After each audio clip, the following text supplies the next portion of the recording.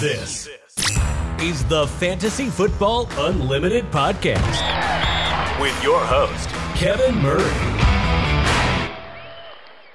Welcome to the Fantasy Football Unlimited podcast. On this episode, we have a guest that has had a massive impact on the fantasy sports community. The one and only Scott Fish recently said this to me about our guest. He is one of my favorite people and invaluable to Fantasy Cares. He is truly one of the nicest, most understanding and caring people I have the pleasure of interacting with routinely. The world needs more people like him. It is my pleasure to welcome to the show Dynasty Outhouse himself, Russ Fisher. Welcome to the show, my man. I'm just saying that if I knew that was coming, you might not have had me, but I'm here and it happened, and I'm not blushing at all. Scott went on to say, I will never be able to fully thank him for how much he has helped me, been there for me when I need to talk, or simply for how he is helping Fantasy Cares be as great as it can be. I know I did it before, but let me quickly sip on the Fantasy Cares cup. I love it. So for those listeners and viewers that may not know, what is Fantasy Cares and what is your current role with the charity? Well, like you said, Fantasy Cares, we're a charity. We are a 501c3 charity, which means federally recognized, which means all your donations you make to us are tax deductible. Just putting it out there. What our mission to say is, fantasy football at its core, fantasy sports at its core is a game, and which means we play this game with extra money we have. So why not put that extra money to good use? You play your game. Why not? I mean, Scott says put one buy-in to charity, but why stop there? I run far too many leagues. We average a little over 2 buy-ins. My average buy-in is $42 because 42 is the answer to the ultimate question of life, the universe, and everything, if you're a Hitchhiker's Guide to the Galaxy fan. But we end up putting $108 from every league to charity, and the 8 is there because I had $8 extra when planning out buy-ins. So there you go. And of course, we would love for it to come to Fantasy Cares. If not, anywhere. Just putting it to good use. A cause you believe in, a cause you have a close personal connection to. Again, this is all funny money. It's all silly money. It's all extra money. So why not do good with it? Fantasy Cares ourselves. We're still growing with what we actually are doing with it. We've donated a ton of money to just random charities, throughout the years, but our big cause still at the end of every year, we do our Toys for Tots shopping.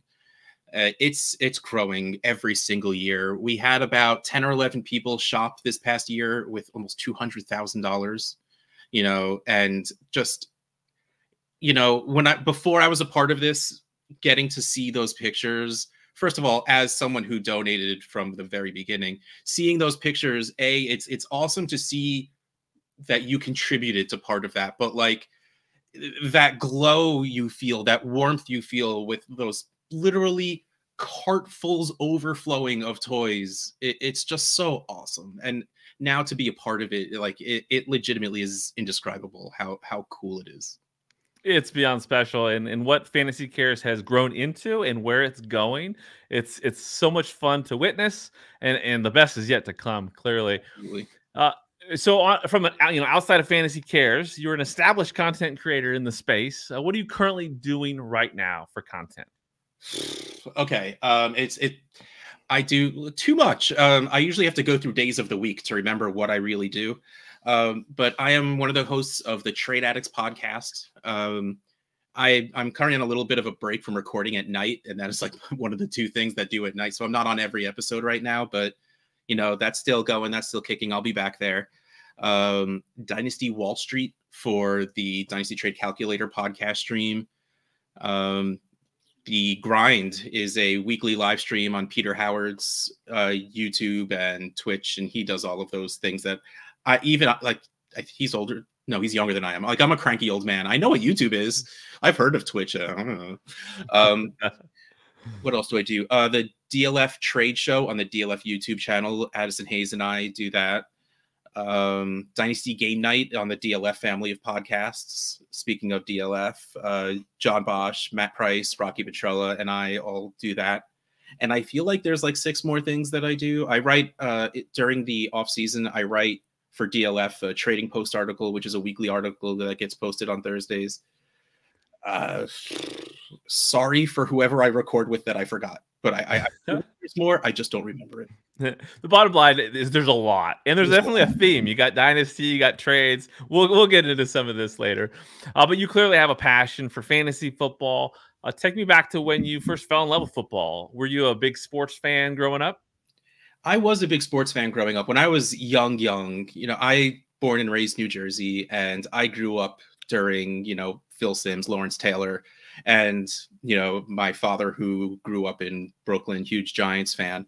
So that's where I was. But like once I hit adolescence and I started making decisions for myself, like I went right into hockey. And, the Devils were first, becoming a legitimate franchise. They were just created in the 80s. So I don't have the attention span for multiple sports, I've learned. So like I went into hockey, I went in hard. And then in the early 2000s, hockey, the NHL went on strike like 3 times in 5 years. It felt like, I know it was not really that common, but I was just like, I can't handle this anymore. And then a friend literally handed me a copy of ESPN NFL 2K5 for Xbox, one with Terrell Owens making the one-handed grab on it. And my life has never been the same. I dove right into football and it went hard, like never looked bac. I love it. So who were your favorite players growing up, like across all sports? I'm always, let me rephrase this. I've never been good on offense at any sport I tried to play. So I was always a fan of the big guy, again, New Jersey, New York. I was a Patrick Ewing fan. I was a big Knicks fan. It was always the goalies for the Devils. You didn't really hit back then. There wasn't much. There was Chris Terreri, then there was Martin Brodeur, who played for 47 years. So that was nice and easy to stick through. And then, they took a break from the skills competition, but Ali Afridi, who had the fastest slap shot in the league for like 10 years straight, big fan of those. And again, when you go to football, it's hard to be able to watch Lawrence Taylor weekly and not just be in awe of that human being. Well, he probably wasn't a human being. That's probably part of the problem. Yeah. And then getting back into football in like the 05 era, like that Ravens defense back then, from like 2000 through there, like that's, again, I was always a big defense fan. So, finding Ray Lewis and Ed Reed and, those kind of players like really solidified me back into football. Okay. So what do you think about my LOB and during the Seahawks run? Was that a good defense? It's funny. Like I was a Seahawks fan for a long time. Okay. The Legion of Boom absolutely again helped that happen.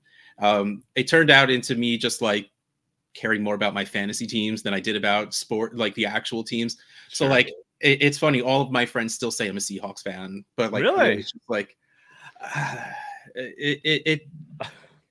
maybe if they fired Pete Carroll like 6 years ago, I love that more on it. That's great.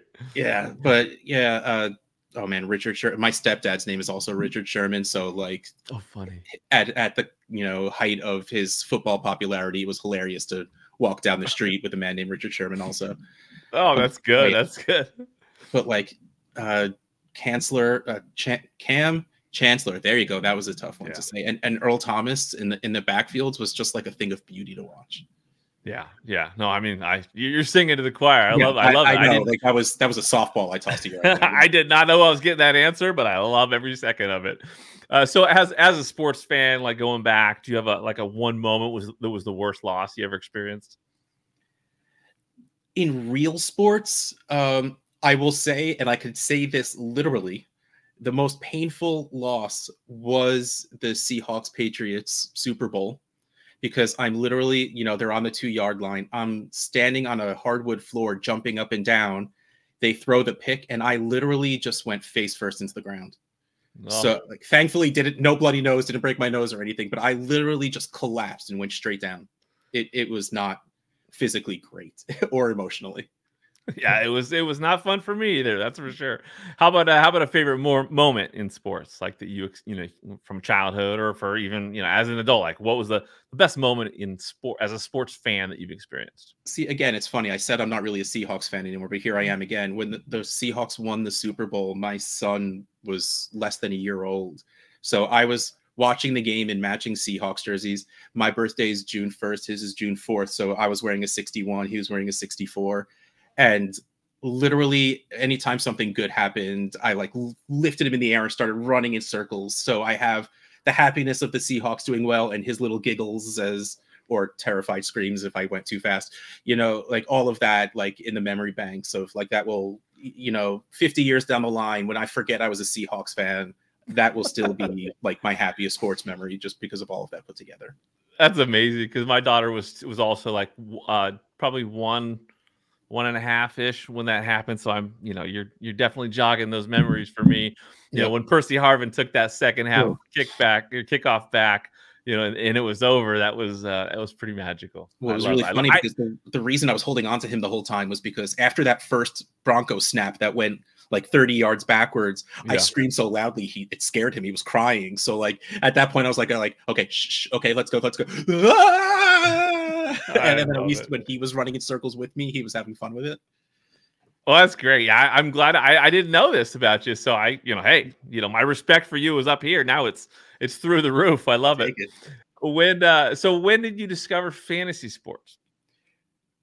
Earlier than I remembered at first. What's really fun, fantasy football happens very quickly. The guy that handed me that video game was already playing fantasy football, so I was indoctrinated immediately football-wise. But I actually started playing fantasy hockey before knowing it was called that. I am a good, pure soul that gets, brought to the dark side by other people. My brother goes to me, let's play a game for the NHL playoffs. Guy scores a goal, he gets 2 points. He gets an assist, he gets 1 point. Goalies let in a goal, they lose a point. And I'm like, this sounds like fun. Let's do this. And then a couple of our friends did it. And then a few years later, I was just like, hey, man, we were playing fantasy hockey. He's like, weird, right? That's awesome. That's awesome. So when you finally got to playing organized fantasy sports that you knew, do you remember consuming content back then? Do you remember any of the analysts that you may have followed way back in the day? So we're talking like early O's. So there's no one that a lot of the names are honestly like still around. Like, of course, like Matthew Berry was still putting out stuff. Jamie Eisenberg was putting out stuff for CBS. I was reading him and Dave Richards were still putting out rankings and everything, so like, that's really it. It wasn't much consuming content as it was rankings,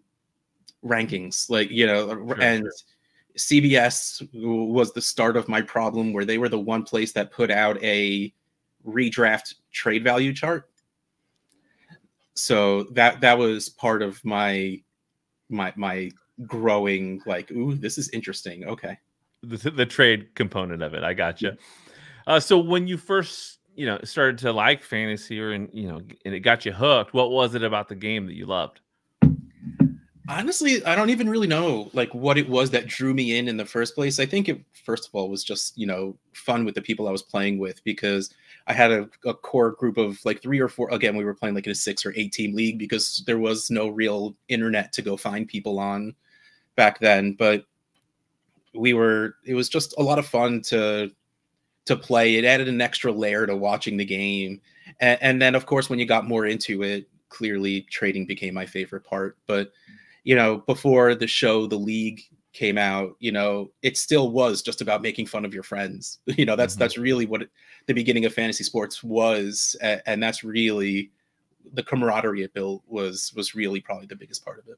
Yeah, I think that for most people, that's the core foundation is the league experience. And beating your friends or developing some rivals is huge in the experience of fantasy.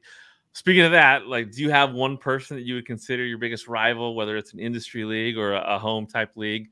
One person that when you face them, you just have to beat them. Brian Haar. This man was, first of all, he is an amazing human being. He was my original co-host on Trade Addicts podcast. we are in several leagues together for several years. I don't know if I've ever beaten him before.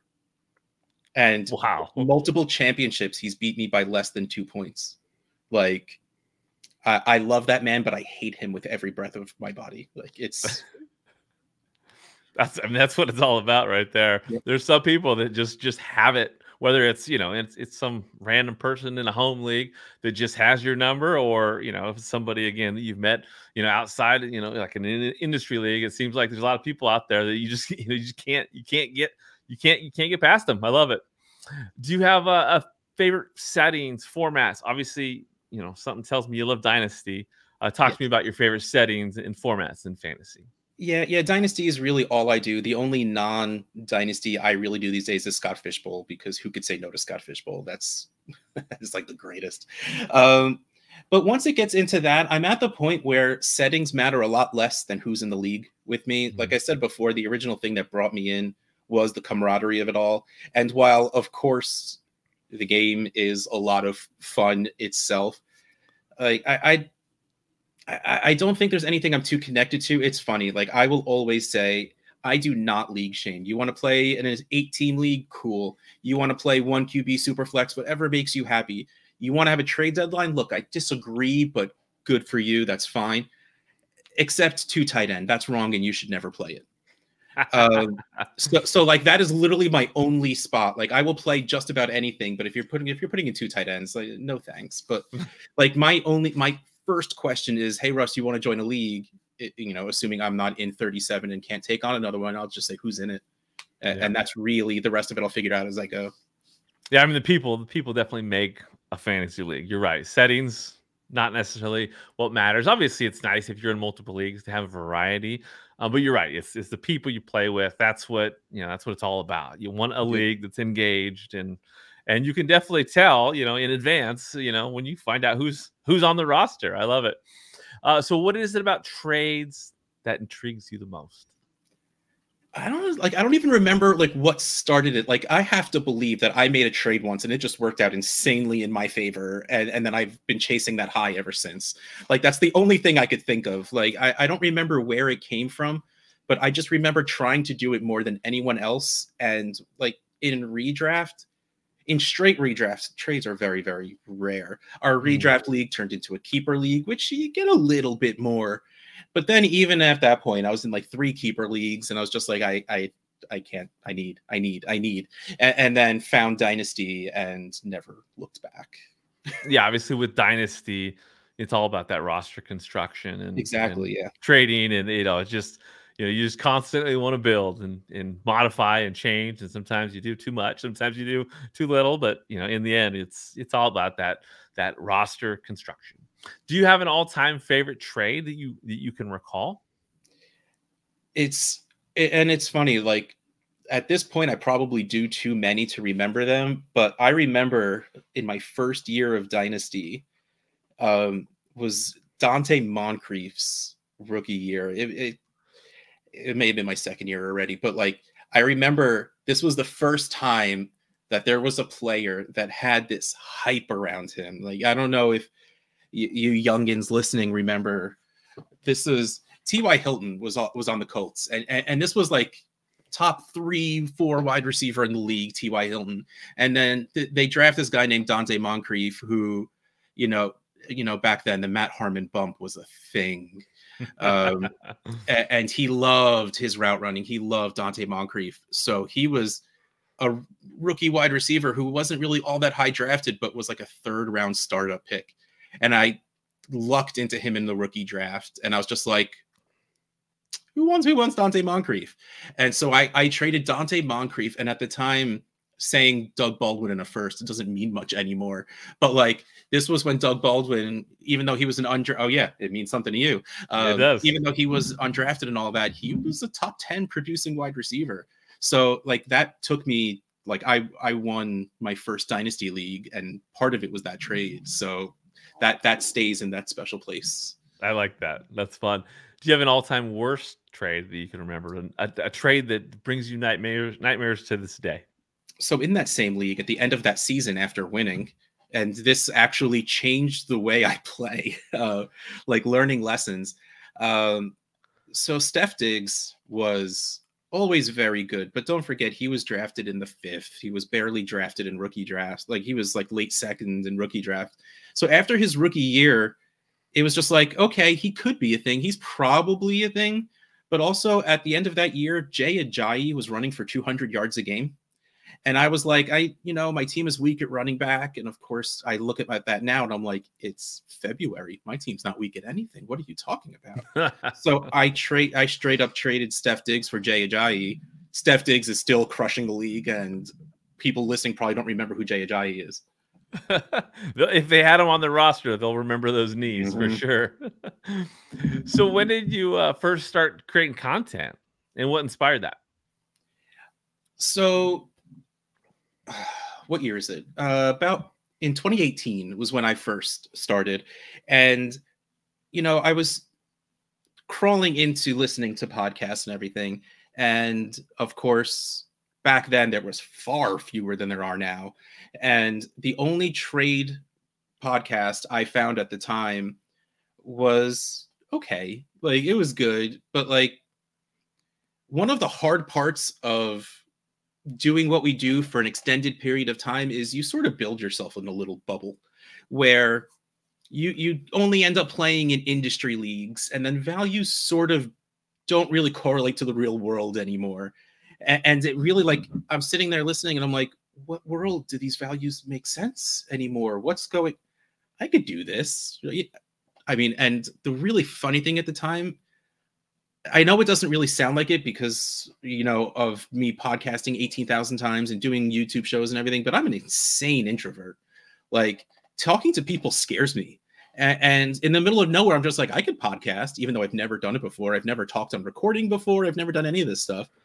And all of Trade Addicts came together at the same time, where my original idea was create these leagues and then have that podcast talk about the action that goes on in those leagues, because it's real world. Like, again, now looking back, realizing that every league is its own market. Just because someone's worth a first in one league doesn't mean he's worth a first in another. But it's still, it kind of, the idea struck with me because it couldn't be based in non-reality, because it was literally going to be based in reality.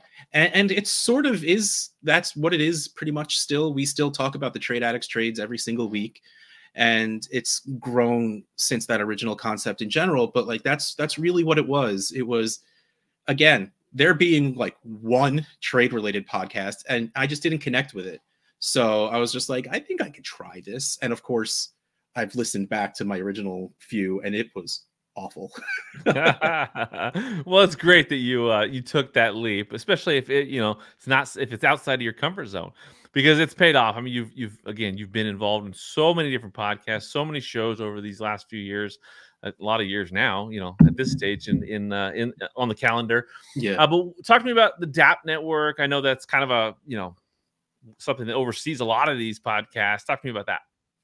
Yeah. It really came down to like, yeah, I had a decent audience with Trade Addicts. And one of the things I loved about Trade Addicts, especially at the time, was we ended up being a lot of people's first podcasts, that come on and guest. Like people would come on and guest and they're like, oh, I've never done this before. I'm like, I literally don't care. I don't know what I'm doing. Even though I'm doing this now, I still don't really know what I'm doing, but I've made it up as I'm going along well enough. So why should I penalize someone else for not knowing what they're doing? So a lot of people kept coming on and wanted to start making shows, and a lot of them were from Trade Addicts League. So I'm like, why not use what little reach I have to help my friends out? And that's really what the DAP Network started as. And that's really kind of what it is still to this day. It's just a podcast network that has, it has Trade Addicts, the Dynasty Junkies, which is, also hosted by Rocky Petrella, who is my Trade Addicts co-host now, and Scott Sidlow, who's filling in for me. And Get Real with Casey Kasem, who is just one of my favorite people in the world, and Fantasy Timeline with Josh Valentine, who again is, and Drew, who are also Trade Addicts people. So it really just was a podcast network to throw together to just, again, another reason to hang out with my friends. That's awesome. That's really what it was. I love it. I love that. What's been the most difficult challenge that you faced, over this time in the industry? saying no and getting, you know, buried. See, the thing with me is I legitimately don't know how many listens my shows get. I've literally never looked. That's a lie. I looked once because DLF made me, but that was years ago at this point, so I don't even remember anymore. But like, it never mattered to me. It was always about if I found it fun, and the problem was I found it a lot of fun. And when you have a wife and kids, that becomes a problem when you keep saying yes to everybody. And at least now I work from home. I can record during the day a lot of the times, but back then I was recording 3-4 times at night, and that, especially when you're not paying attention, you know, your family gets pretty upset about it.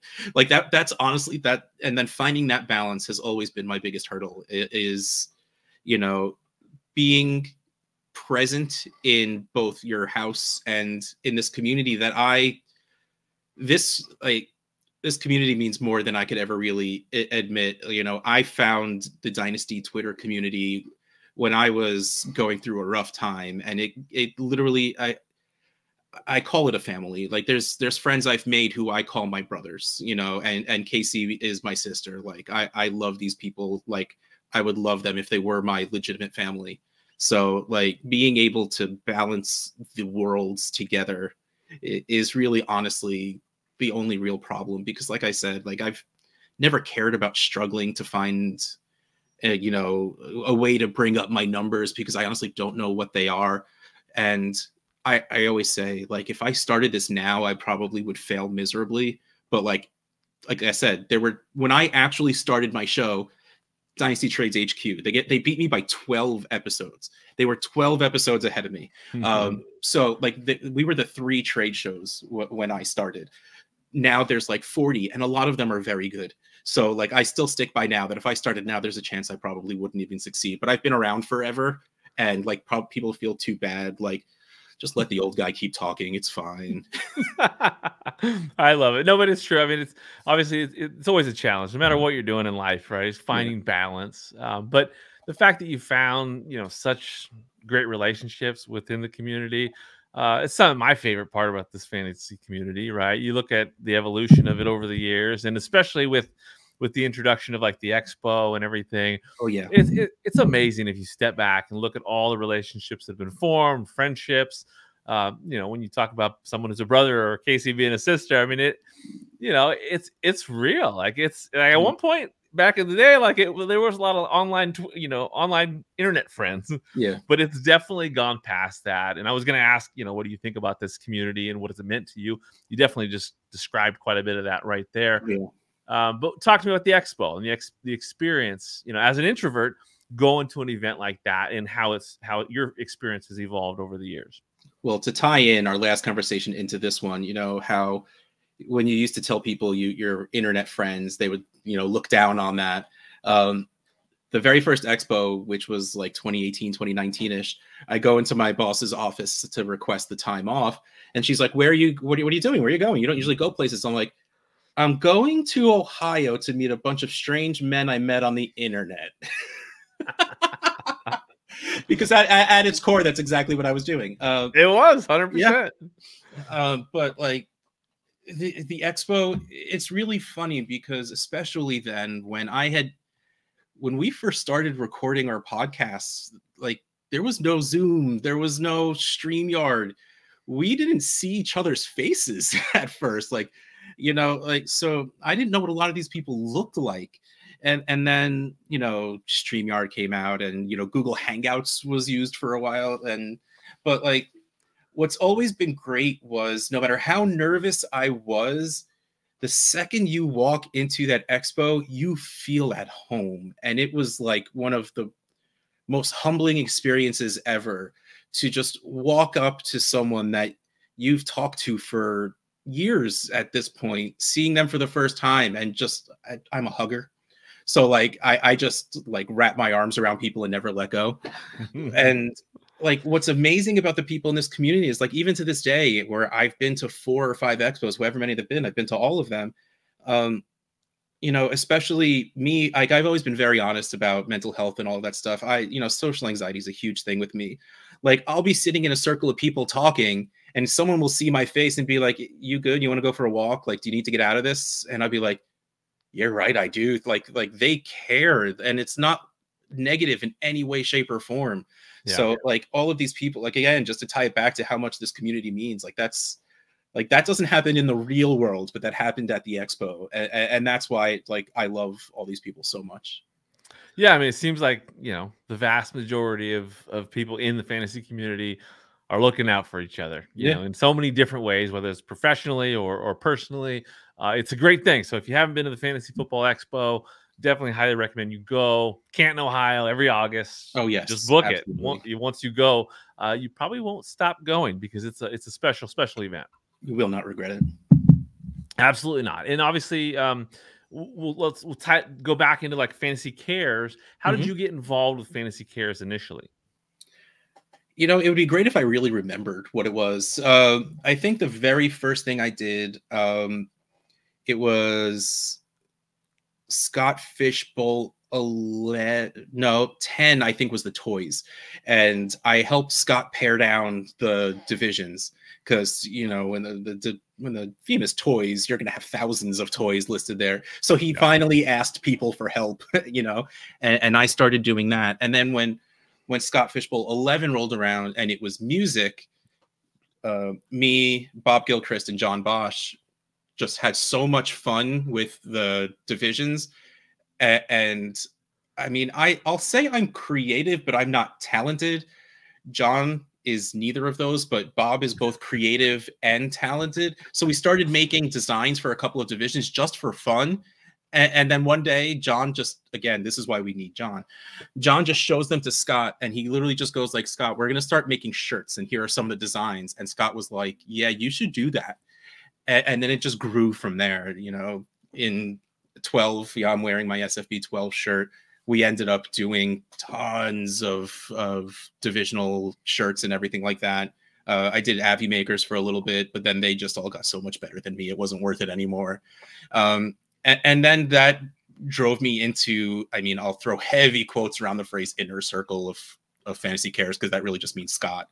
And then we nudged him enough until he was willing to make it an official charity. And that's pretty much where we are, because that started last year. Yeah. So what do you enjoy most about working with Fantasy Cares? All right. So this is like the corniest thing I'll ever say. Like, this is legitimately like my dream. I always knew from a young age my day job was never going to be fulfilling in any way, shape, or form. I wanted to work at a video game store for the rest of my life, but then my wife said, I'm not going to be your wife unless you get a big boy job, which she was right, because make a lot of money and it's a lot of stress for no reason. And so, since no one was going to pay me to sit on my couch and watch movies all day, which there probably might be a job these days, but it's not one I got. Like, I always knew that my day job was never going to be fulfilling. And time went on, and I was trying to find something that just didn't leave me feeling empty. And fantasy football was the fill-in for that, because it wasn't a day job, but it was still, that's what I poured my actual passion into. And then, I found Scott saying donate to charity and stuff like this. And then I started paying attention to charity more than I ever have. And it turned into working for a charity is probably the great combination of all of this. I'm good at spreadsheets. I've been working in accounts payable and receivable for 15 years. Let's try and see if I could put this into one spot.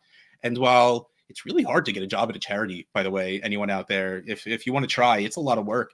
But then when this came along and Scott's like, you want to like really do this? I was just like, you literally don't know how much the answer is yes. So like, this is literally like the embodiment of, hey, Russ, how's it going? Living the dream. That's phenomenal. And it's not corny at all. Like, it makes sense. A lot of people have jobs out there that just don't, they get it done when it comes to, paying the bills and stuff, but they don't find that fulfillment. So somehow you got to find fulfillment, and to find something like Fantasy Cares, the community, the fantasy football community, tie it all together, some of your passions, hobbies, put it all together. Yeah, I can see why that would be a dream-like feeling. So I'm so thrilled for you. It's amazing. Scott Fish Bowl is amazing. Fantasy Cares, what you guys are doing, unbelievable. And again, the best is yet to come for sure. The Scott Fish Bowl live events, kicked off a couple years ago.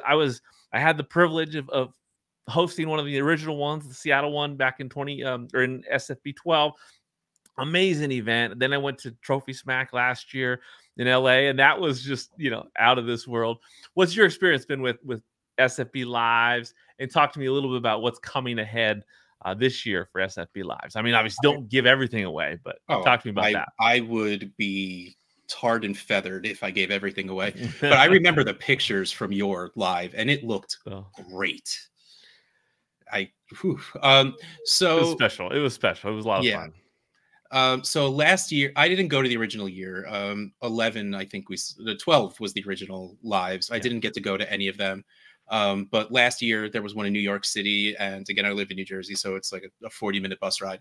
So, and then the Jerks in Philly did it the same day as New York, so I couldn't go to both. I didn't draft live because I can't handle that pressure of that many drunken people in drafting live. Like, give me 12 people in a room and draft, and I can handle that. But 2 drafts going at the same time with other people there to watch, I will crumble. Totally fair. Totally fair.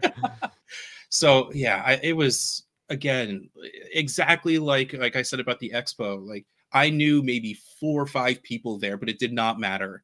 You walk in there, you're talking to people like you knew them anyway. You hear one of my favorite parts of the expo and just these situations in general. Like, I'll walk in, I'll shake hands, like, hey, my name's Russ. And you get that blank stare. And I'm like, Dynasty Outhouse. Hey, one of those things. So that always legitimately still makes me happy when, people know me as Outhouse, which was for the first 2-3 years of doing this. I tried to keep my real name out of it, not because I cared about the anonymity whatsoever. I just thought it was hilarious to make people call me Outhouse.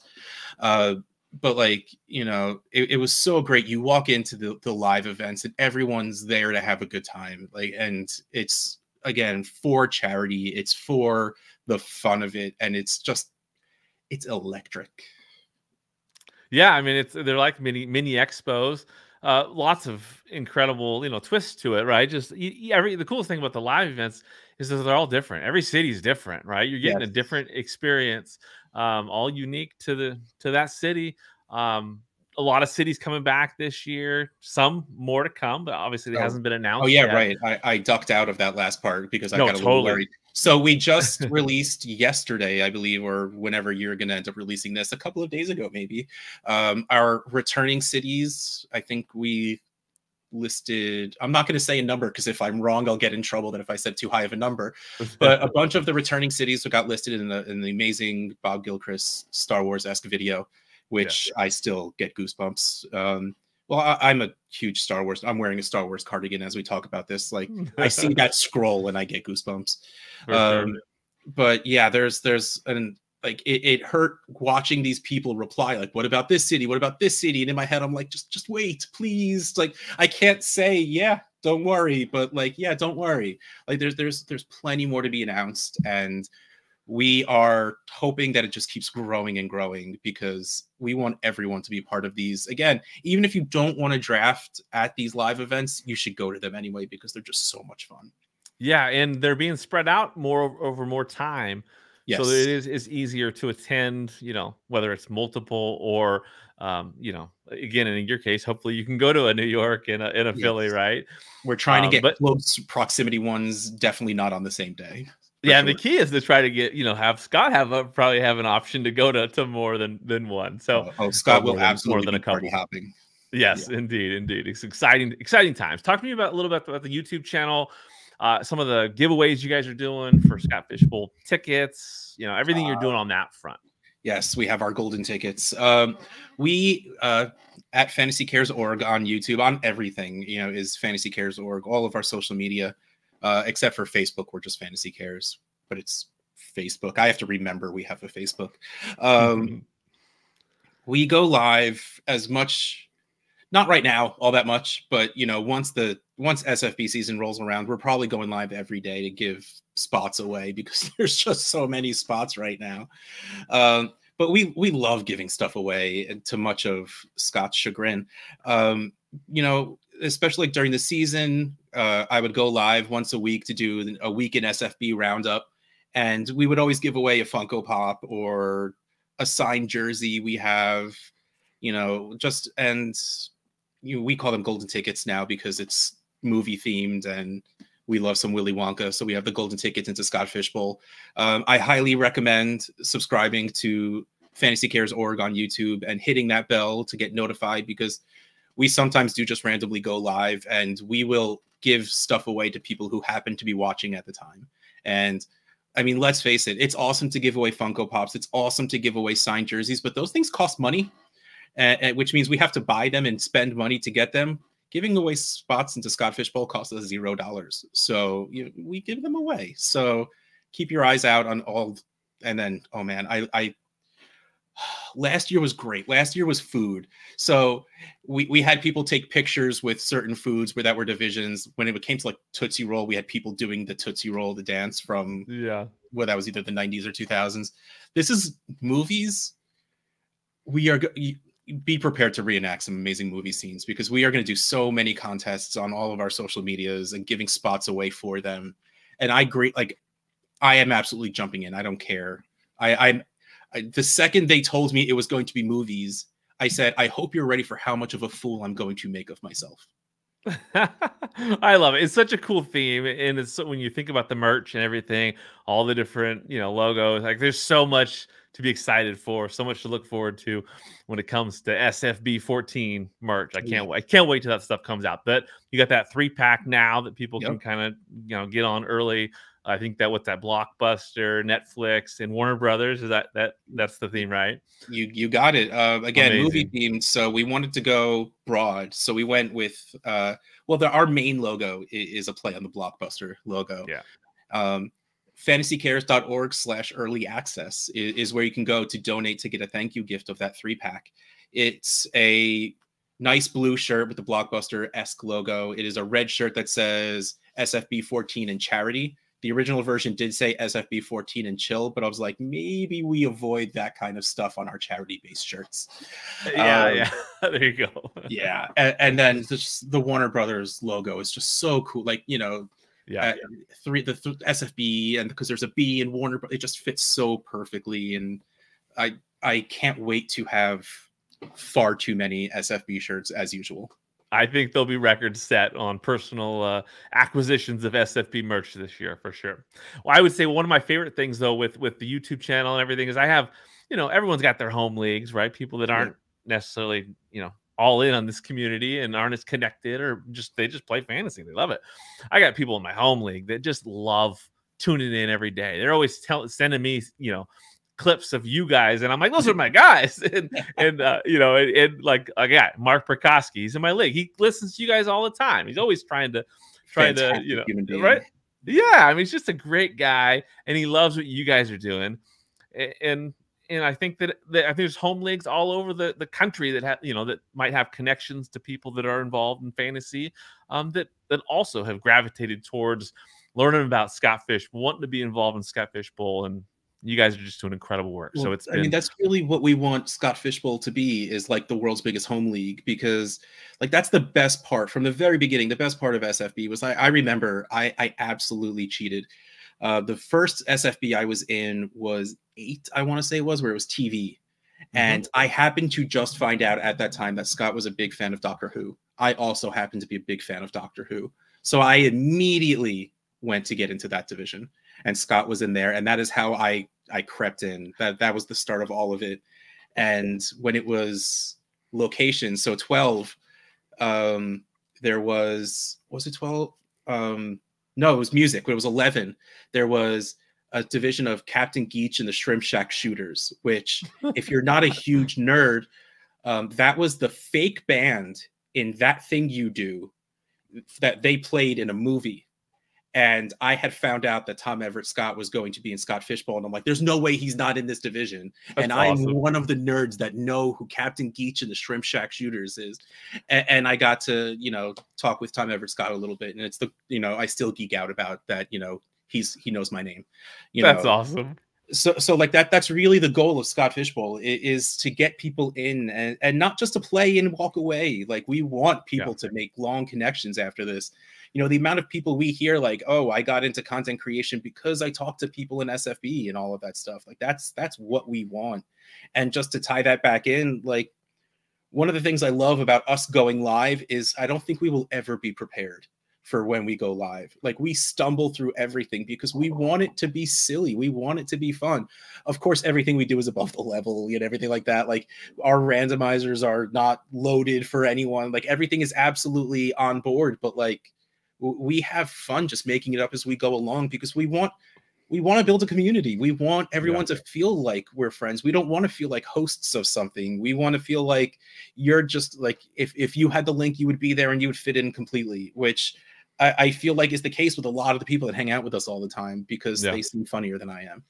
Well, you guys are doing a great job with it. Keep up the great work. Can't wait to see what comes of it, because it's going in an awesome direction. I love it.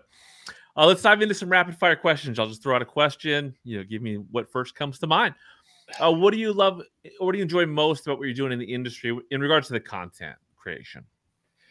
I don't even know. Like, it's weird. I can't even explain why I find this fun. Cause like I said before, I'm not the most outgoing person in the world, but like the second we start talking fantasy football, that shyness melts away. And maybe that's part of what I love. Maybe I love that, like, this lets me out of my shell a little bit.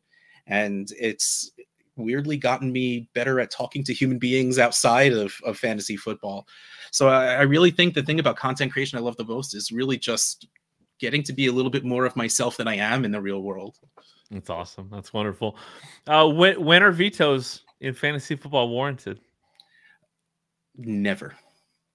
Literally never. Okay, so I need to qualify this. I know you said quick fire, but this is a topic. Okay. The question is rapid fire. The answers don't have to be. All right. So it was when I originally I used to have a merch shop that got taken over by SFB. But one of the first things I ever put out was a shirt that said #NeverVeto, and you should never veto trades because you don't know better. As long as two people are happy with what they did or they're both unhappy, right? Like, I've absolutely walked away from trades where we're both like, man, I feel like we've made a mistake. But that usually means it's a good trade in general. As long as there's no cheating involved and two people made a trade of relatively sober minds. I've made plenty of drunk trades, but you live with that. There's no reason to veto it. No trade has ever ruined a league. Like I said before, I don't have trade deadlines in my leagues. I don't care what the trade is, when it is. You don't veto trades.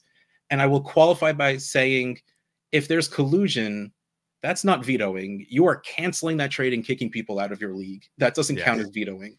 So I will say that, because that is always everyone's answer.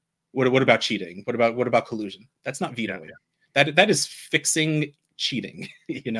So like straight up vetoing, it should never happen, because you will find many people thinking they'll win a trade when they get Jay Ajayi, but Steph Diggs is really the answer.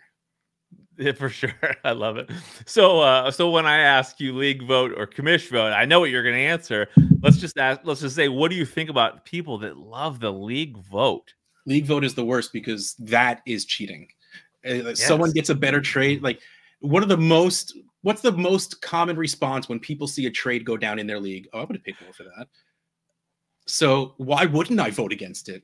I will say, if you feel the need to have some sort of review, almost like board or committee, but that's a little too serious sounding. I have a friend, he's my cousin, who runs a keeper league, and I am not in it, but I am his review board. So he'll throw trades by me, and if it just seems way too egregious, I don't think I've ever vetoed a trade, by the way, because you have people that want to win or want to rebuild. Again, as long as it doesn't feel like it's complete cheating, you let the trades go through. But like, usually if you need to have some sort of review, if you insanely trust your commissioner, which you really should, just to put that out there, if you don't trust your commissioner, you shouldn't be in that league. Fine, sort of. But since they are also a manager in that league, most likely, like, you push it off to an uninvolved third party. Yeah, and something you said early on about, when someone invites you to a league and you want to know who the people are in it, Yep, it's part of the reason, right? You want to have a league where you trust the people in the league, right? And absolutely. if you have a great league with good people, you're not going to find cheating, right? So just Exactly. let those trades fly. I love it. What are your favorite hobbies and activities outside of sports? I don't have those. Yeah, like I said before, I'm very monofocused. Fantasy football is really just my jam. When I'm not doing that, it's the family thing. I have an 8 and a 10-year-old, so they take up far too much of my attention. Other than that, I like TV and cartoons, and I miss going to the movie theater so much, but there's just not enough time in the world. Sure. Do you have an all-time favorite TV show? I saw these questions, and then there's the all-time favorite movie question, which is just far too hard to answer. I'm gonna skip to the one you asked, like, what's the most recent show I binged or watched? Sure. I'm almost done with season 5 of Brooklyn Nine-Nine on my third watch through. My most binged shows are, I constantly watch Brooklyn Nine-Nine, The Good Place, and Parks and Rec, which are all by the same people. So there's definitely that feeling of comfort when you see the same actors just keep showing up over and over again. Yeah. Avatar: The Last Airbender, the cartoon, and so I just got to watch the live action one, which I liked. It's not the original, but it never is. The cartoon is just one of my favorite things. Like, that's one of my real big comfort shows. Do you have a favorite sports movie? I'll skip the movie one. Do you have a sports movie that you say? I can list favorite? a couple of movies. Again, Okay. When you say what's your favorite movie, I'm like, for what? You need categories, right? I know. Right, I agree. I will say, when I need to give an answer, when someone says, what's your favorite movie? My answer is Who Framed Roger Rabbit. Jessica Rabbit. I love it. That's good. That's good. Who Framed Roger Rabbit to me is the pinnacle of amazement, because first of all, they have never made a movie that looks as good when they're crossing real life and animation ever since. Of course, now with CG and all that stuff, it's a lot easier, but like hand drawing, it never looked as good as it did back in, what was that, like 1986? Yeah. I like, if I'm sad and I need some sadness in my life, Nightmare Before Christmas is my catharsis movie. Like, I watch that and like I sing and cry along and just like feel great afterwards. My favorite comedy is Blazing Saddles. My favorite drama, I think, is still like Devil's Advocate. Okay. Keanu and Al Pacino, like, that movie is just so good. And The Dark Knight is, I'm a huge Batman fan, so like Heath Ledger's Joker will just be one of my favorite things ever in the world.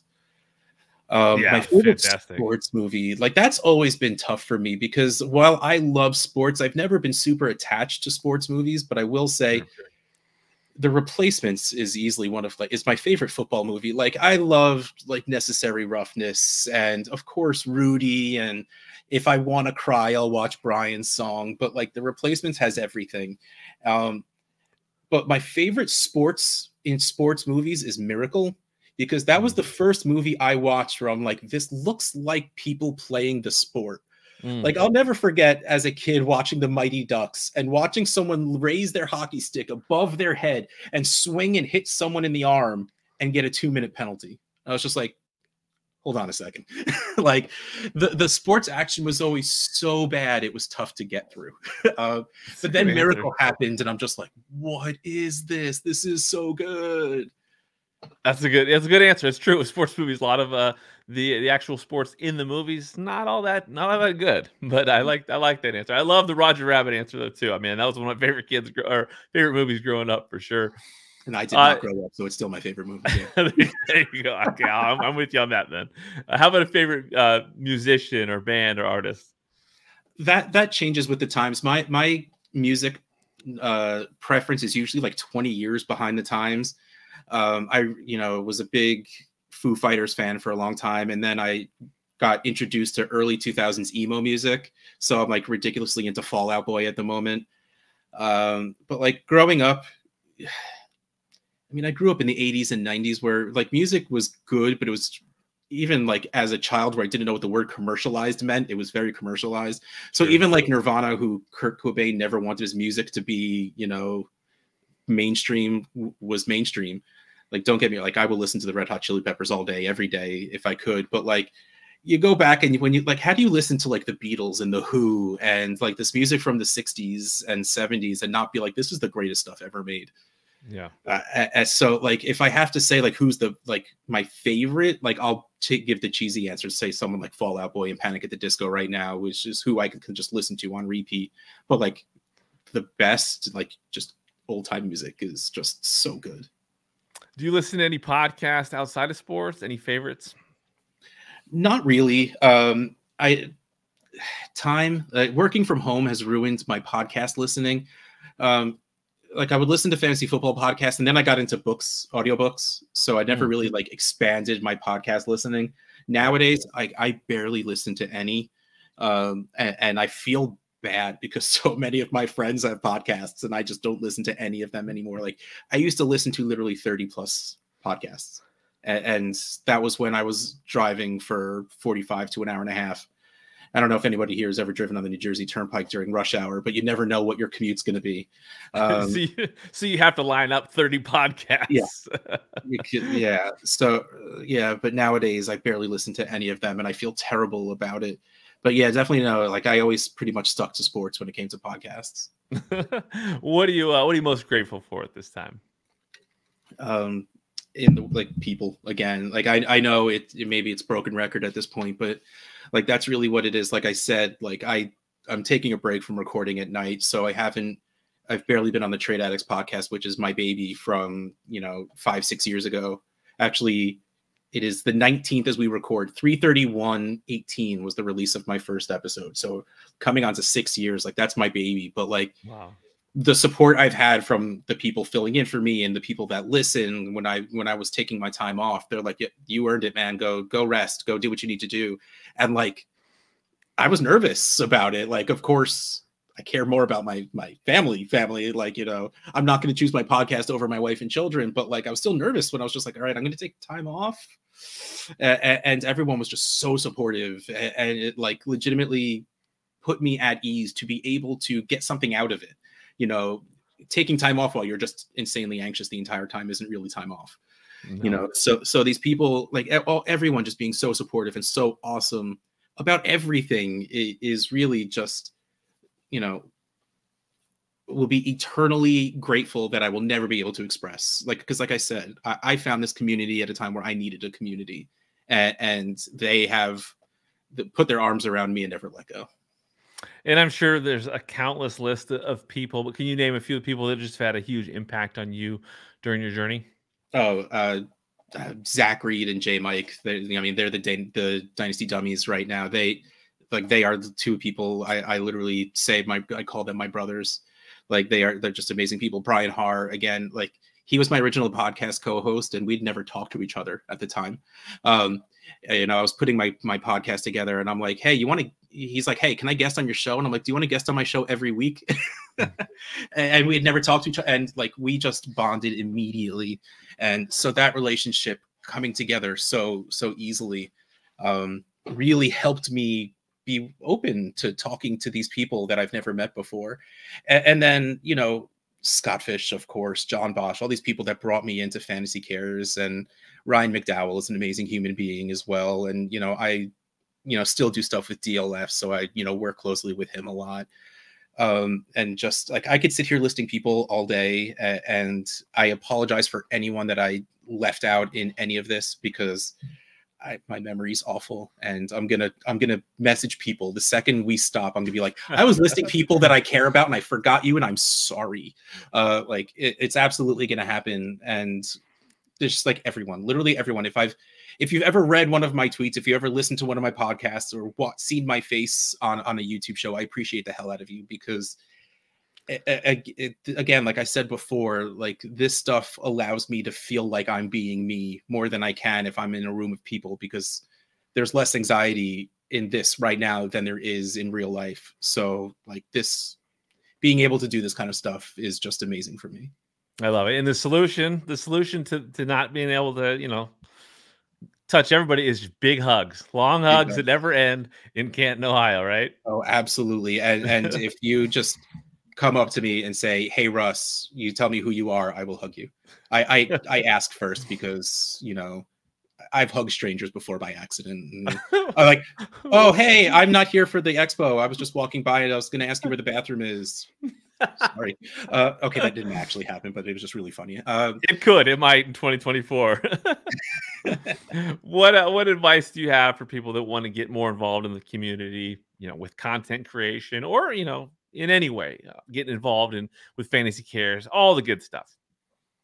Do it. Like, it's really, like I said in the very beginning when I was talking about my podcasting experience, but when I decided to do a podcast, I had never tried it before. I didn't own a microphone. I didn't know how to do it. I literally just Googled, how do you do a podcast?